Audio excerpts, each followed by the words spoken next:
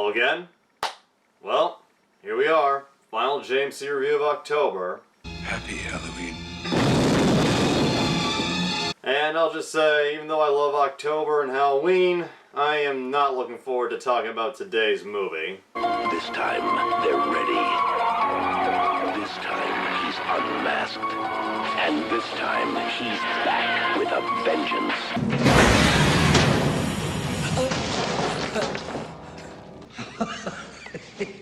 As I do every year during the spooky season, it's time once again to look at a film in the Halloween franchise. This time it's Halloween 5, The Revenge of Michael Myers. Halloween 5, rated R. Starts Friday, October 13th at theaters everywhere. And yes, I am going against the internet law set forth against me by the cinema snob himself. How dare you? How dare you review a Friday the 13th movie on Friday the 13th, just like I did? How dare you review Halloween movies around Halloween, just like me? Just don't do anything else that I have done. I don't even care if you did some of them before I even did them. You have to prepare for this kind of embarrassment in advance. But I don't bow down to any big internet reviewer, even if he is one of my idols.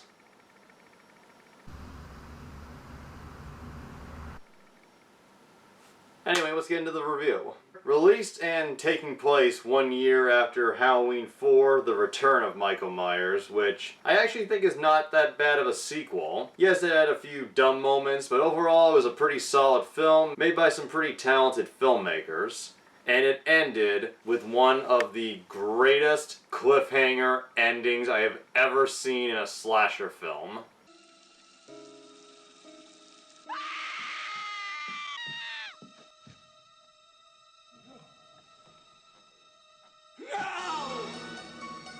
Leaving it open to interpretation on what was to follow, many people believing that Jamie was going to be the new killer or some kind of evil force in the next film. And it turns out that actually was the original idea. Unfortunately, the powers that be, Mustafa Akkad, thought that people would only pay to see these movies if it had Michael Myers, so that idea was scrapped, and the original writer, Shem Bitterman, his screenplay revolving around an evil Jamie, was seriously rewritten by Michael Jacobs, and then given one more rewrite bastardization by the film's new director, Dominic Autheryn-Gerard. Now, I'm pretty sure everybody could come up with a few reasons as to why having Jamie as the new killer, or possibly as a new killer working aside her evil uncle, may not have worked, but with the ending of the last film, that's kind of what you were expecting, and a slasher film where the killer is a little girl, that would have been different, and the image of Danielle Harris holding the bloody scissors was a very haunting image, so I really think this could have worked. And like so many, including the film stars Donald Pleasence and Danielle Harris, I was very let down by what we got.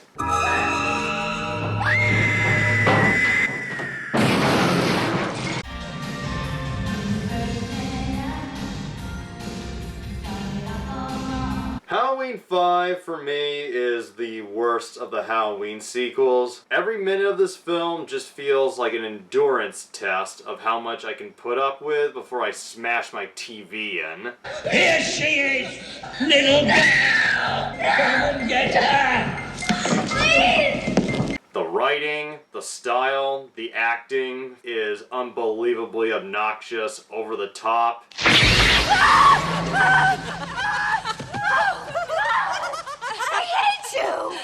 And say what you will about Halloween, The Curse of Michael Myers, and Halloween Resurrection. Yes, those movies are fucking bad. But they are bad in a sense that you can laugh at how ridiculous they are. Why the hell you dressed like me anyway? I ain't paying you to be Michael Myers. I'm playing Michael Myers.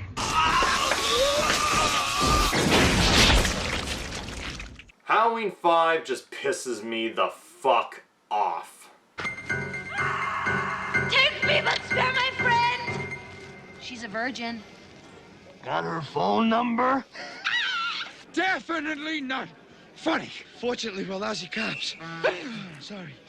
And before I get into the fingernail ripping bad plot, here's a nice little fact that's actually pretty sweet to hear. 2 weeks into filming, Danielle Harris's mother thought that she needed a bigger trailer because she was pretty much the star of the film, and Donald Pleasance, the top-billed actor, decided to give her his own trailer. He's a sweet old guy.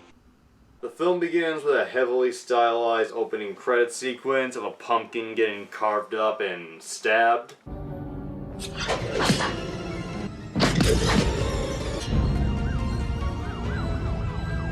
Which is more overblown and stylized than it is creepy. We then get flashback footage from the ending of Halloween 4, which honestly I think is the best part of the film, just because it reminds me of the much better Halloween sequel.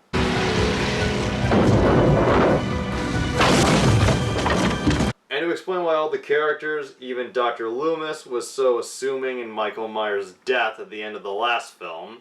Michael Myers is in hell. We get a whole sequence that was not shown or mentioned in the slightest at the end of the last film that shows that after Michael was shot to hell and went down the open grave, the police then threw dynamite in, which, yeah, would make someone assume he's dead, but we see in a oh-so-convenient must-continue-the-series moment that Michael found a apparent mine shaft connected to the grave. I don't know why that's there. And he used it to crawl out to a river.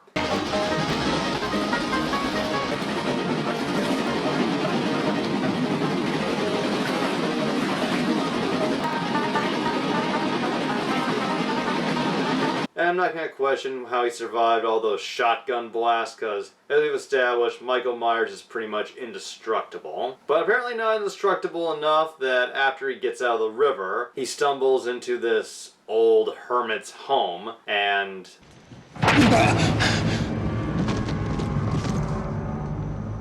And the old hermit is obviously shocked at this strange masked man who just stumbled into his shack. But apparently not shocked enough to even call the police, because we cut to 1 year later.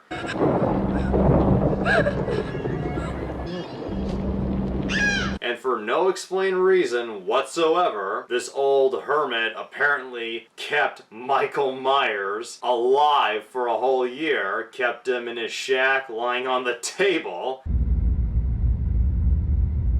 That's fucking crazy, man. 1. How was he able to keep him alive for a whole year if he was in another coma in a shack that doesn't appear to have indoor plumbing? 2. Why would he not tell anybody about this crazy giant that just stumbled into his home? And 3, and this of course is the biggest question, why the fuck would this guy keep somebody who just tried to kill him and failed? I don't know. Apparently in the original script, it was explained that the guy was obsessed with the occult, but even then, it still would have been fucking stupid. And showing once again that Michael Myers does not appreciate any help. You suck. Meanwhile, in a children's clinic in Haddonfield, we see Jamie, who, after apparently being possessed and trying to kill her foster mother, she has been under heavy psychiatric care, and since the stabbing, she has been unable to talk. As Michael kills the hermit, Jamie starts to flinch and have what her doctors perceive as a seizure. And it is here that the dumbest part of the movie takes hold, the psychic connection between Jamie and Michael.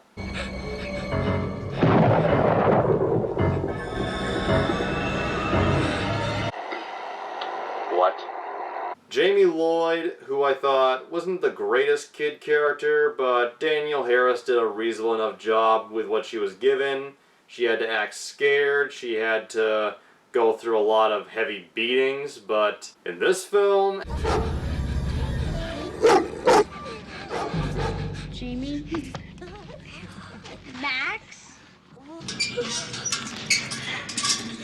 And I put a lot of blame on the director, Dominic Othenin-Girard. It was his idea for Jamie to be unable to talk. So for most of the film, she just gasps and chokes and cries. Oh my fucking god. Jamie cries so much in this film, it is pretty much unbearable. That's all. Tell me what you know. Right! And to be clear, I do not blame Danielle Harris. This is clearly a case of bad direction and giving her a lot of emotional scenes to do that she was clearly not ready for at this point. And when she finally does start talking, all she really does is scream, wail, and do more crying. Tina, no! Tina! I repeat, this feels like an endurance test. Oh, Jamie. Jamie. Jamie. Jamie. Oh no, it's worse than we thought. He didn't give her a psychic connection. He made her autistic! Ah! And before anyone loses their shit, I, the host of this show, am on the autism spectrum. So suck a dick!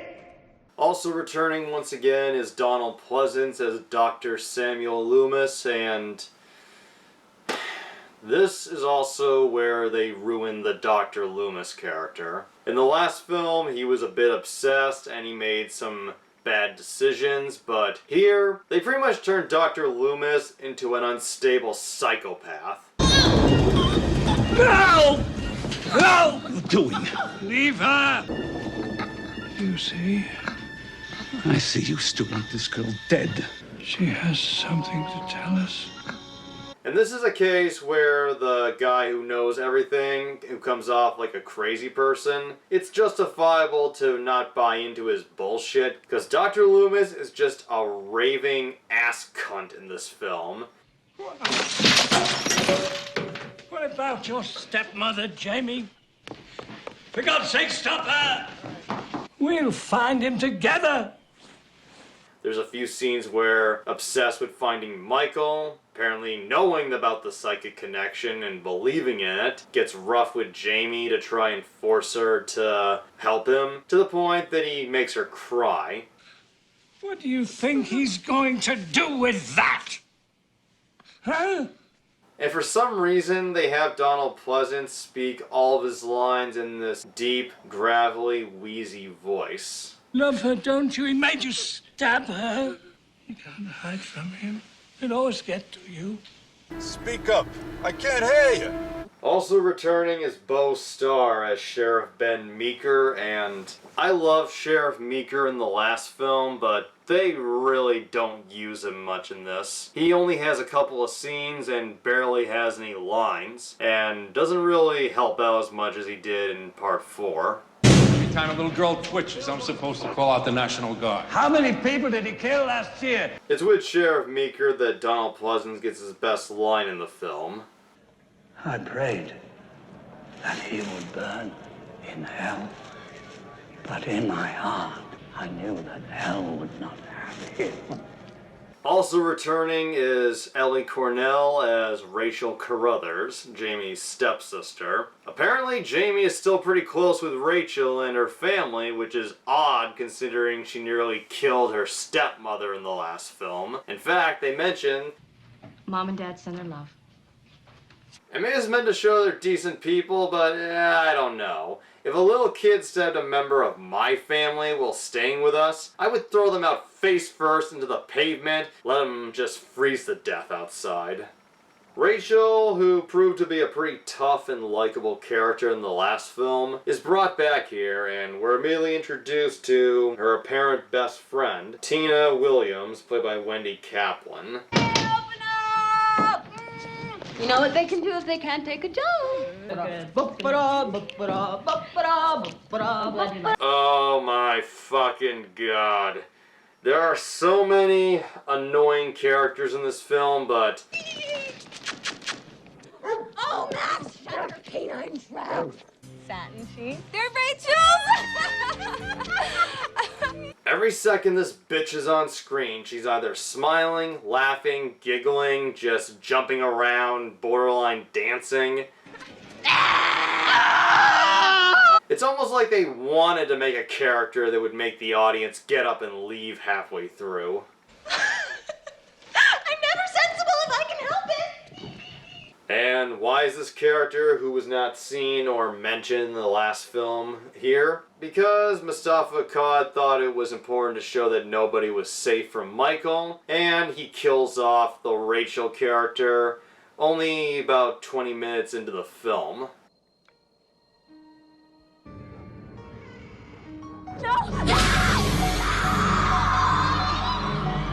So yeah, she was definitely worth keeping alive in the last film. It's not even a good death scene. It happens abruptly and just pisses off anyone who enjoyed the character in part 4. Although I will give it a measly 1 point for giving us a pre-death ass shot of Ellie Cornell. And I'll take that point away for this duo of annoying cops, played by Frank Como and David Urson, who serve as the film's comic relief throughout. A very weird, and that says a lot, direction choice is the cops are given their own goofy theme music. Rescue cats. Find dogs. That's a job. And we love it. Which was apparently supposed to be a tribute to the bumbling cops who had their goofy theme in Wes Craven's The Last House on the Left. The difference being The Last House on the Left was an insane masterpiece.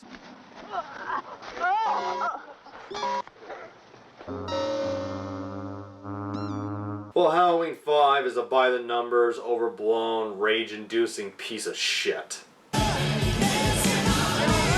Love your costume. Oh, baby! And yes, in case anyone's wondering, I have laced all my drinks this evening with alcohol, and I know I shouldn't do it, and I make a point not to really do it that much anymore, but Halloween 5 is a film so bad, I had to watch this film a little buzzed, and after Rachel's death, the film just becomes a whole bunch of annoying sequences, which involves Tina and her equally obnoxious friend Sam, played by Tamara Glynn, wandering around the city, laughing about the Halloween party, the sex they're gonna have with their boyfriends, and being incapable of not laughing for 10 fucking seconds. Flip my skirt! What do you want me to do? What can I do? What can I do? I mean, do you want to make up signals or something? Tina! Mikey and I like it in the car. They should ban Halloween in this town. They made up with Tina's bad boy, I guess, boyfriend, Mikey, who is so stereotypical and over the top as far as 80s bad boys go, that it's just embarrassing to look at. Next to Tina's pussy, his biggest love is his car. Nice wax job. Touch the car again and you're dead.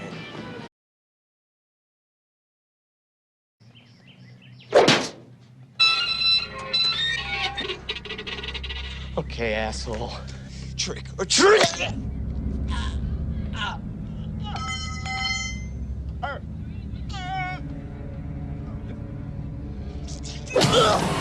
I thought I told y'all niggas before, y'all niggas don't fuck with me. Now while this is going on, we see a mysterious figure arrive in Haddonfield, billed only as the Man in Black. This character pretty much amounts to nothing, and Don Shanks, who plays Michael Myers, also plays this character, and according to Shanks, the writers had no real idea who this character was or how he was going to be connected to Michael. They just thought it'd be nice to have a mysterious character in the film, which makes the Thorn cult shit we got in part 6 even more pulled out of the writers' asses. Do you mind waiting somewhere else and let me pass this beast in peace?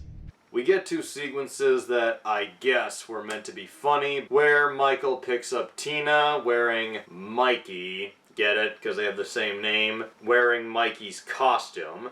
I just love barbaric men. This leads to a slightly amusing moment, but still pretty dumb, where Tina leans in and kisses Michael Myers while he's wearing a grotesque rubber mask. You're making me hard here. It feels creepy. And later we get a scene between Samantha and her boyfriend, Spritz, because I guess Sprite was off at Camp Crystal Lake, dressed up as Michael Myers. Not sure why he thought that would go over so well in Haddonfield. The cop should have shot this motherfucker. And then he decides to scare his own girlfriend. Oh my God!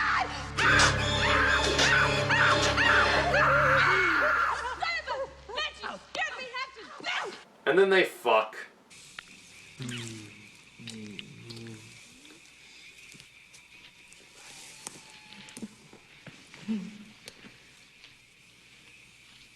And even the sex scene goes on too long. Get over there!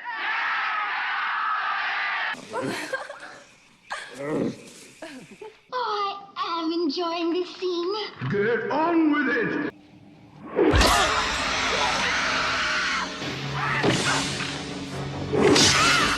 In between various sequences of Jamie having the psychic connection with Michael, finally regaining the ability to talk, Michael butchers Sam, Spritz, and showing that Dominic Othenin Gerard is no Dwight H. Little, we get a pretty boring chase sequence where Jamie and her weird, possibly in love with her friend Billy, running for their lives.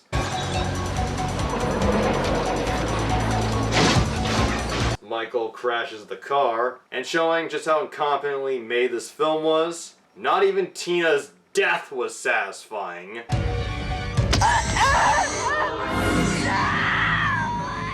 Mostly owed to the fact that Jamie keeps crying for her.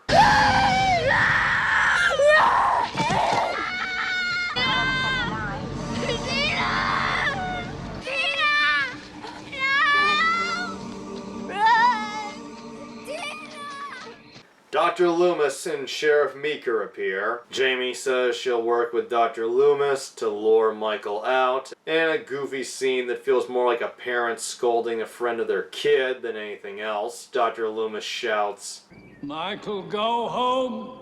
Go home! Leading to a whole cat and mouse finale where Jamie apparently gets a psychic vision of Michael attacking the clinic and going after Billy. So Meeker takes the whole squad, the whole fucking police squad, to the clinic. Eddie, do you read me? And then Loomis pretty much goes off the rails. Gotta call Meeker.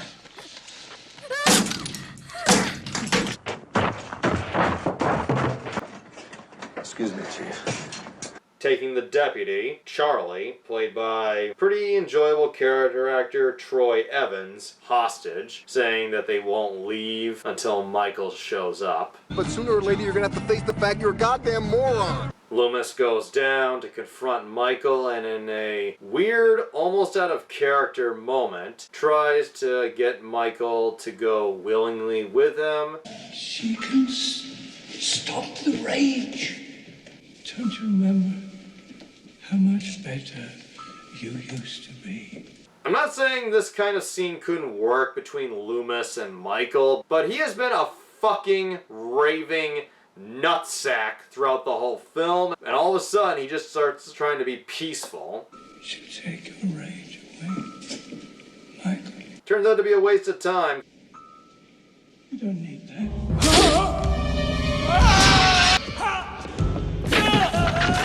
He goes upstairs, kills the deputy. Jamie runs for her life, going through a shaft. And by the way, this is supposed to be the Myers house from parts 1 and 2. Bullshit!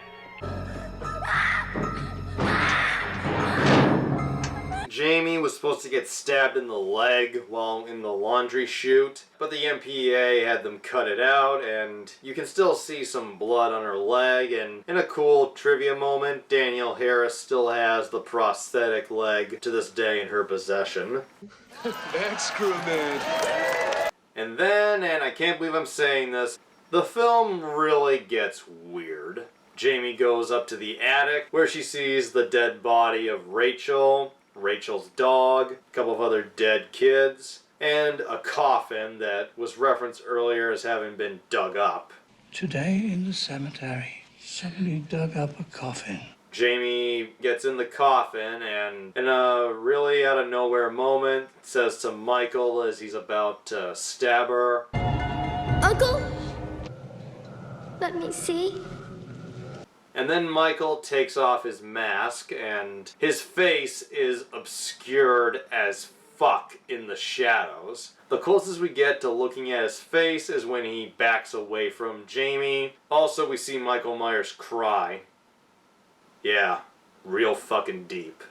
And what's weird about this scene is it keeps acting like this is the big face reveal of Michael Myers, even though we really can't see shit.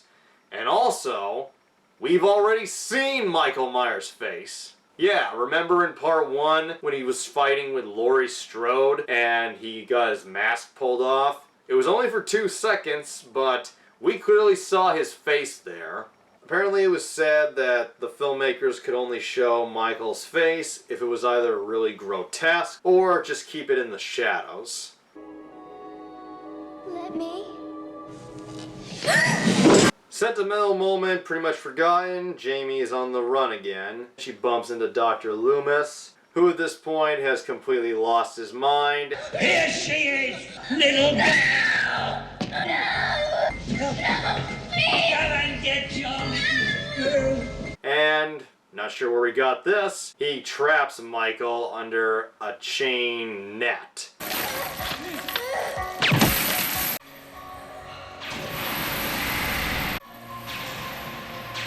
And then we get the most embarrassing moment in the original franchise with the character of Dr. Loomis. Die! Die! Die! Die! Turn it off! Die! Die! Die! And then Loomis, I guess, passes out, possibly dies. Apparently, Donald Pleasance claimed in a Fangoria interview that this film would feature the death of Dr. Loomis, while director Dominic Othenin-Girard claims there actually was no script for this scene. I would believe that. Also, painful fact, Donald Pleasance accidentally hit Don Shanks in the face with the 2x4, resulting in him actually breaking Shanks' nose. I won't hold it against Pleasance. From what I hear, he was a nice guy, and with a clusterfuck film like this, it's not surprising that an accident like that would happen. We cut to Michael Myers, chained up on his knees in a holding cell. National Guard will take him to a maximum security facility, where he'll stay till the day he dies. Never die. And then the mysterious smoking man in black shows up. And as Jamie's being escorted home, we suddenly hear gunfire. Jamie gets out of the car, wanders into the station, and we see that all the cops, just like the last film, have been killed, slaughtered, and, I don't know, just seems like they did a whole bunch of shit made up as they went along and they just didn't know how to end it. So they had everybody die, and there's a lot of mystery built around this man in black, this tattoo we saw on Michael's wrist, and we have no fucking idea what it means. What the hell is going on here? What the fuck is wrong with Hollywood? After one more crying moment from Jamie, this bleeding hemorrhoid of a sequel finally ends.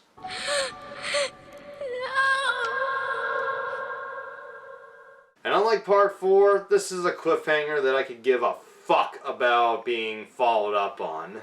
Halloween 5: The Revenge of Michael Myers is a film I genuinely hate. Rachel, while she didn't get enough annoying moments as the other characters, is only in the film briefly to the point that I can't really have much of an opinion on her. Jamie and Dr. Loomis are over the top and annoying. The Tina character, until the Rob Zombie Halloween movies, You want a hammer? Look at this, Mom. Boring! was the most ear-grating character in this franchise. And while I get it, some slasher films want us to really really want the characters to die. That doesn't mean you have to give so much screen time, and it also doesn't make sense why you have all the other characters mourn that character to the point that it's almost like they're expecting us to feel sorry for them. Absolutely not. Sheriff Meeker was completely wasted. God damn it. Dominic Othenin-Girard was a horrible director for this franchise. His other credits include the Swiss horror film After Darkness, the TV sequel to The Omen, Omen 4: The Awakening, and the 2001 miniseries The Crusaders with Dolph Lundgren. The script reeks of an uncountable amount of rewriting and barely resembles the original story that the film started out with. Editing by Charles Titoni and Jerry Brady is not awful. There's a few pretty over-stylized sequences, but I'd say the editing was for the most part competent. Cinematography by Robert Draper was admittedly one of the better parts of the film. Alan Howarth, John Carpenter's former apprentice, comes back once again after successfully scoring Part 4, and sadly, the music in Halloween 5 is inconsistent, jumping from horror to rock to pop at one point. It's just all over the place.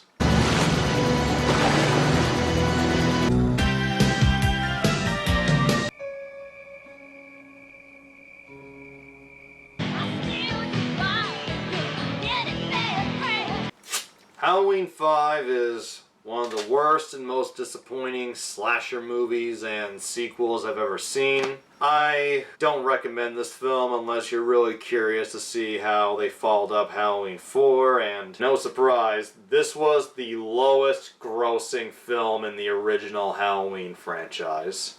And only positive thing I can say, at least it's not the 2007 remake by Rob Zombie. Is that the boogeyman? As a matter of fact, I do believe it was. Hope everybody enjoyed this month of horror reviews, and just want to say, have a happy Halloween.